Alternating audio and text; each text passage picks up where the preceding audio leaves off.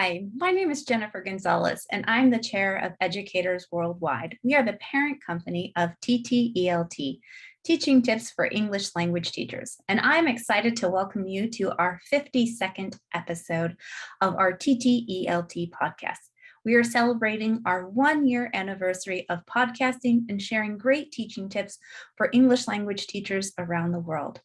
So I hope you'll join me in welcoming our guest presenter and guest host for this episode, Amy Alice Chastain, who is one of our other board members and will be presenting and helping to host this episode, along with her good friend, Amna Habiba.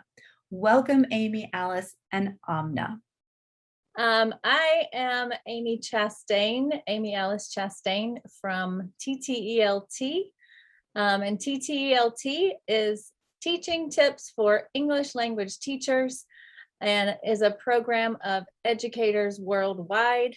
And I am excited to have Amna Habiba with us here today. And her resume at such a young age is already so impressive. I wouldn't dare try to introduce her myself. So I'm going to invite you, Amna, to go ahead and tell us about yourself.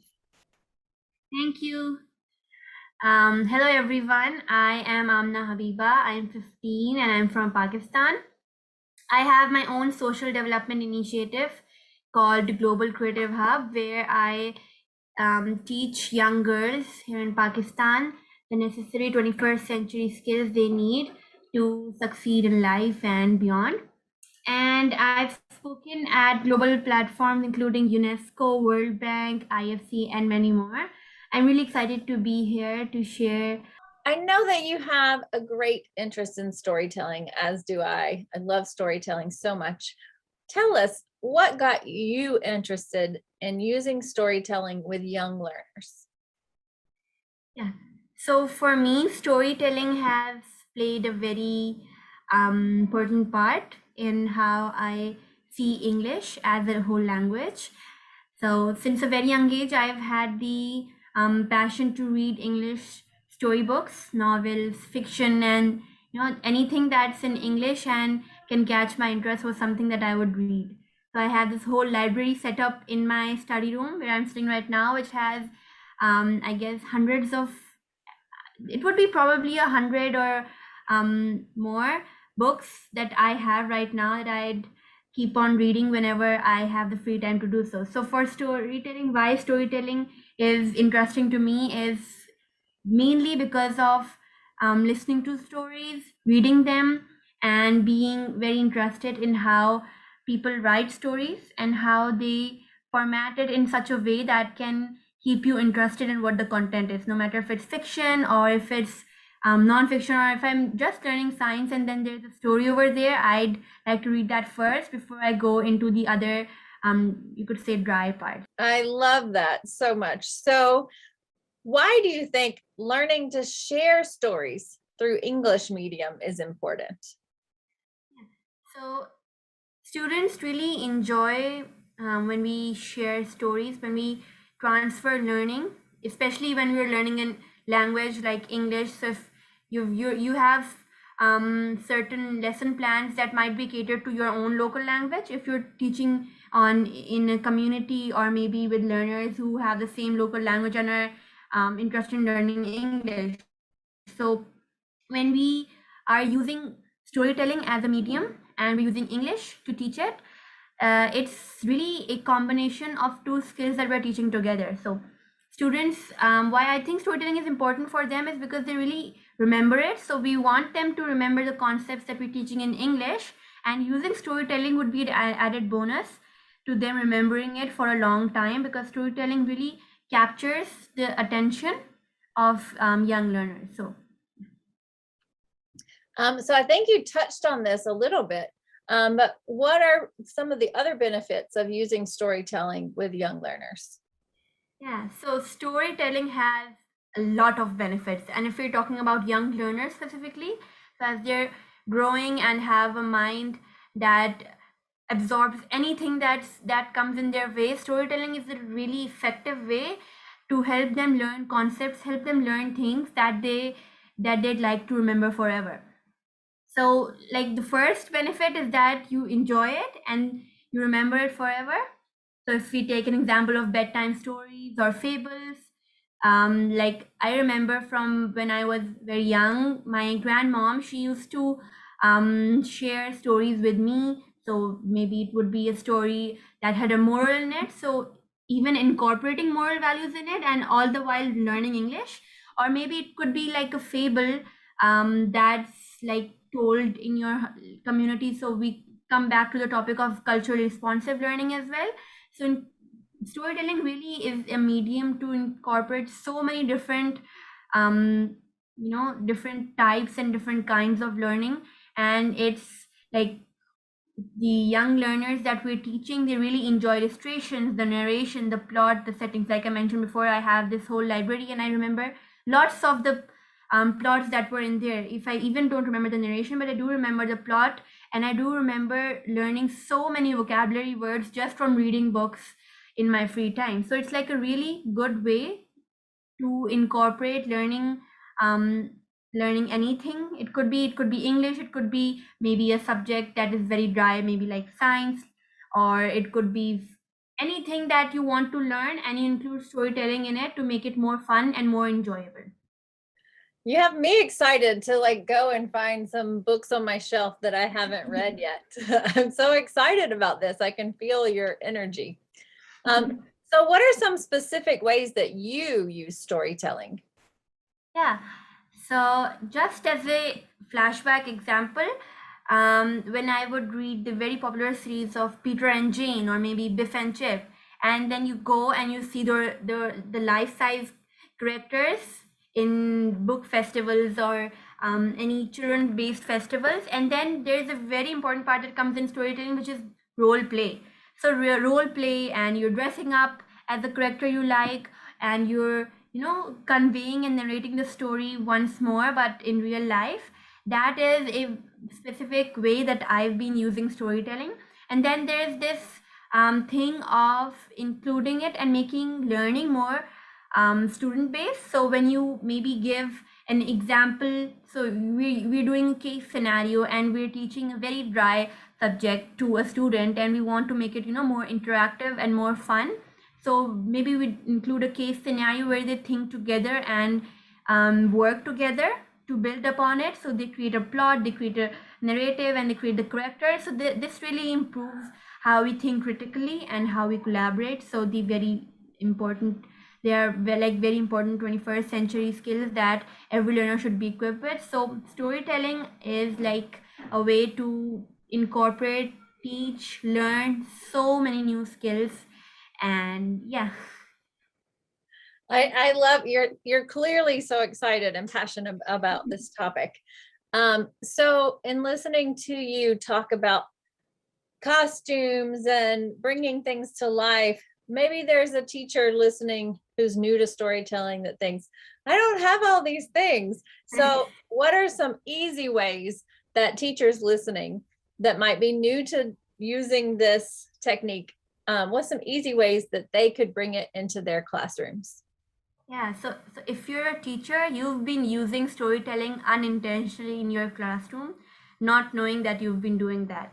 So if you look into into the concept of storytelling a bit more, we've been focusing a lot on project-based learning in our classrooms with young learners, specifically because of their age group, because of their like learning capabilities. So things that you could do to include it, maybe make classes more interactive with, we could say, flashcards or material that is focusing a lot on creating those two elements of a storytelling. So maybe you're helping kids develop stories of their own, and you're doing like there's a lot of stuff that you're already doing that are very easy to do to bring storytelling in your classroom. And then there are a lot of other ways that we can do to improve storytelling and our classroom lesson plans. Yeah, so some of them would be to foster imagination, because storytelling is all about imagination, about creativity, about listening, about understanding, about communicating,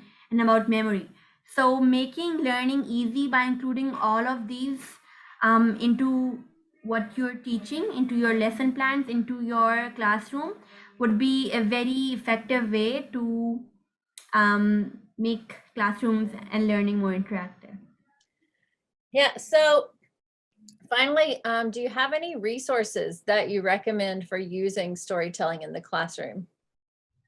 Yeah, I do have. So we've, like, with shift to online learning, you might not be able to go to the store to buy specific items. So trying to create DIY, so do it yourself material and resources at home. So maybe it could be like I said before, so those, we have foamic paper, we can foamic sheets and make sort of flashcards or different sort of objects or characters that maybe each student could make on their own and then show it to class. And then the virtue of show and tell that we usually have at the early stages, so asking students to bring in their own and creating stories. So this would be a resource for very young learners that are just starting off to learn, so including show and tell. And then if we go on for learners who are maybe in bit more advanced classes, that would be by incorporating all of the things that we've shared about and talked about for storytelling. Excellent. Please add to my kind of summary of your main tips if I don't encapsulate them well. So what I am hearing are your biggest tips is certainly use storytelling, embrace storytelling, no matter if listeners are teaching core subjects like science and other subjects, or just teaching language. And to think about all of those learning outcomes, like building imagination and boosting memory, teaching morals, and many other things that you said. So they could look at their lesson plan and say, am I doing all of these things? How could I bring in an element of imagination or of, more play, and those kinds of things. And to give some power and some autonomy to the students, and kind of encourage the students to bring in their own imagination of how to build this character and this story. So do you have other summations that would be accurate? Perfect summation of everything that Oh, thank you. Like I said, I'm really encouraged and excited, and I already use storytelling, but you've given us so many new perspectives and ideas today. So in closing, Amna, because I know you are a very busy young woman, what projects are you working on right now? So some of the projects that I've been working on are all mainly related to my social development initiative, which is Global Creative Hub.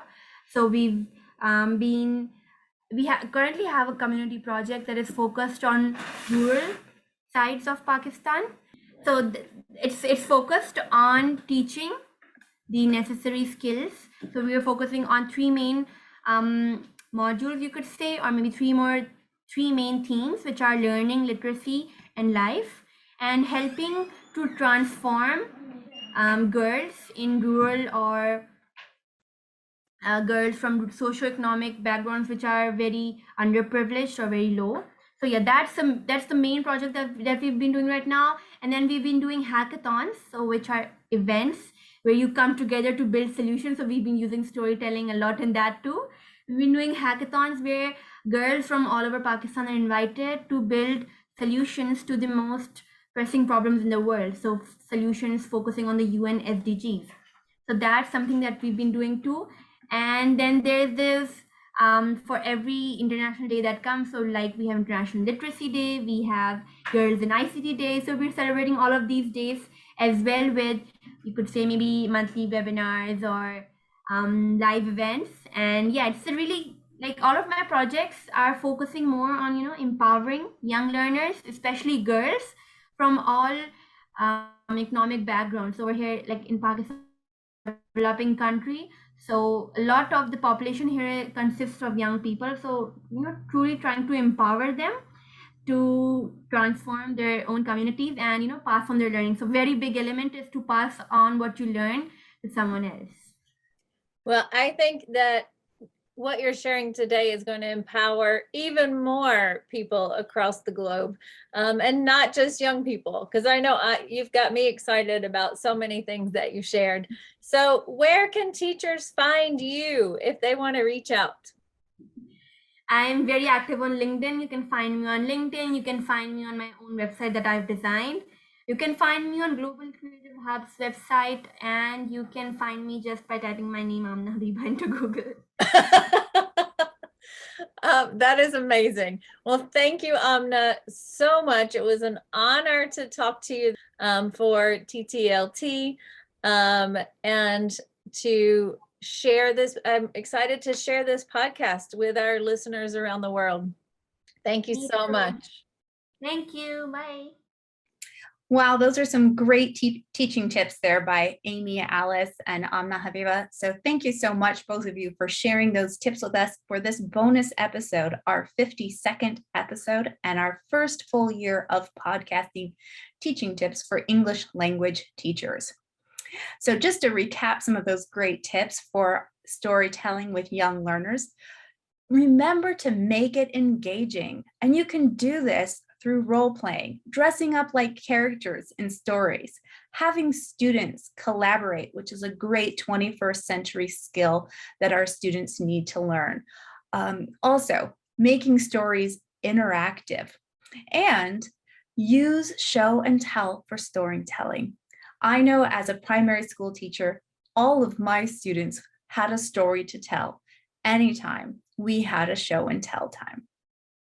If you enjoyed Amna Habiba's episode this week, you have a great opportunity to meet with her and learn from her during her design thinking workshop, Storytelling with Limited Resource, taking place Saturday, October 16th at 9 a.m. Eastern Standard Time, UTC -4.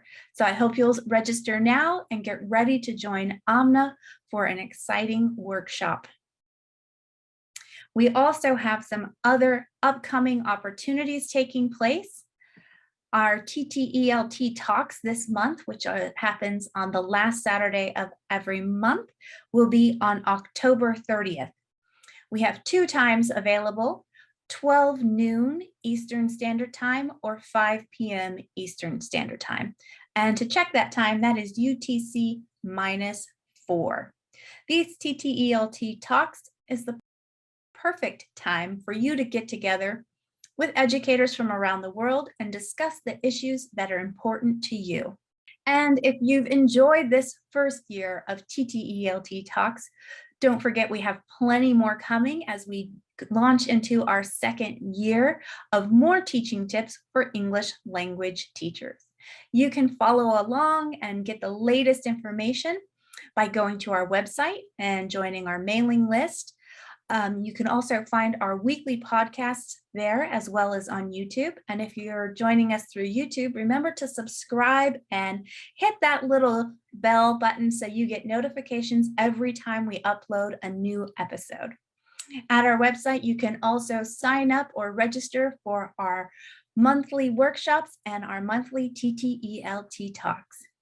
Other ways that you can connect with us, if you have a question or an idea for a topic, reach out to us through our email, tteltinfo@gmail.com. And you can always find us on other social media channels such as Facebook, Instagram, Twitter, and LinkedIn. Hope to talk to you soon and see you at one of our upcoming events. Have a great day.